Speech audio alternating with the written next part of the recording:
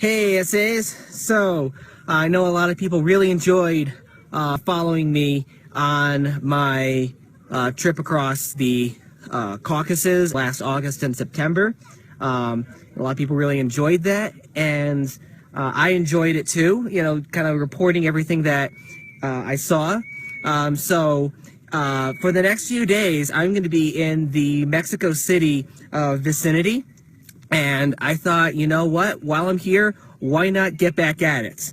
So, you're not going to, obviously, you're only going to see a few. I'm probably going to post one a day. But, you know, I figured I'd share my experience with you. Especially since, you know, a lot of people, they've been to Mexico. But, you know, there's a big difference between going to Cancun and Cozumel and Tijuana and then going to Mexico City. Much more culture. You know, it's not, you know, overrun with tourists like, you know, Cancun is. So, you know, definitely thought I'd report home about it. So, this is the first of, you know, quite a few sites that I'm going to be seeing today around the Mexico City vicinity. And this is also the most famous. This is the Archaeological Site of Teotihuacan. It is actually one of the most preserved and, you know, biggest and most open archaeological sites in Mesoamerica.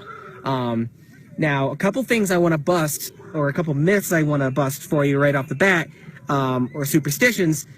First of all, these are not Mayan ruins. The Mayans lived in the classic era, or the classic period, around which kind of fizzled out around 9 to 1100 AD. And then after that was the Aztecs. Now, these are not Aztec ruins either.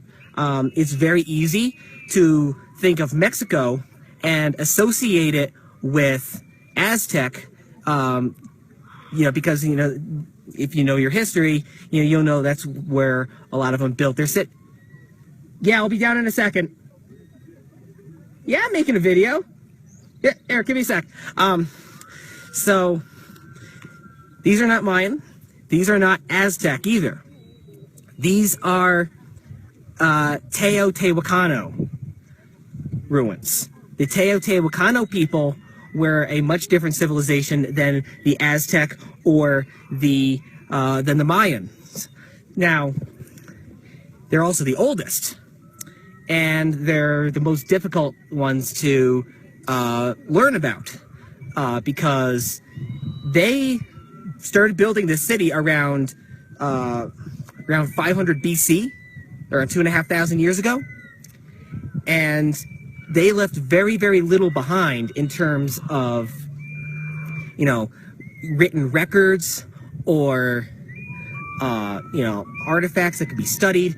Archaeologists, I mean, basically have to rely on human remains that they dig up and carbon dating to learn what they can about this civilization.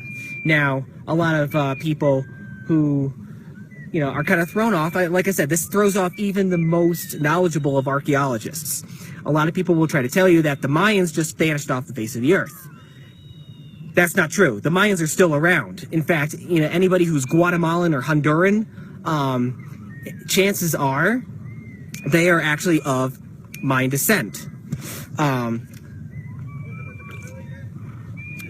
The Teotihuacanos are the ones that vanished off the face of the earth.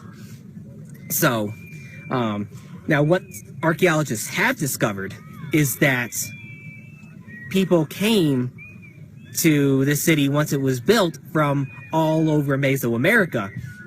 They were able to figure that out from carbon dating and human remains, as well as something with analyzing the teeth and the bones to figure out like where it was that they came from.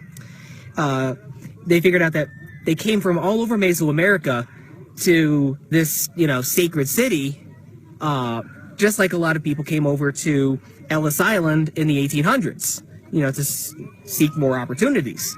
And, you know, they also you know, fought in the Teotihuacan armies and even paid human sacrifice. Now, what you see right over there, that is Pyramid del Sol, otherwise known as the Pyramid of the Sun. That is the single biggest pyramid left in Mesoamerica that foreigners can still easily access. It's bigger than the Grand Jaguar Temple at Tikal, and it's bigger than Chichen Itza, which is outside of Cancun on the Yucatan. That right over there, that is the Pyramid de Luna, or the Pyramid of the Moon. And as you can see, people can actually still climb on it.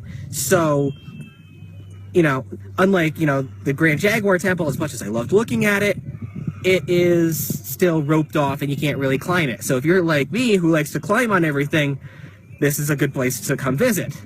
Now,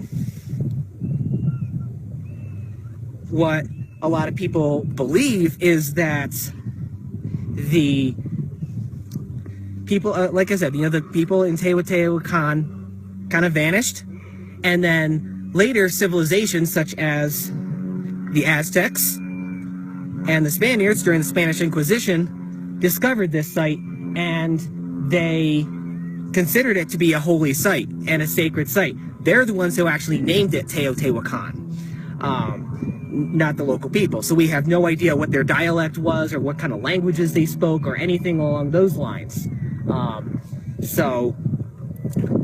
It's, like I said, it's about 45 minutes north of Mexico City.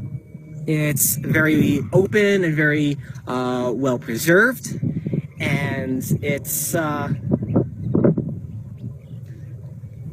pretty neat site. I will say this: it's definitely a little touristy, but it's got to be better than Chichen Itza in that matter. I can guarantee you that.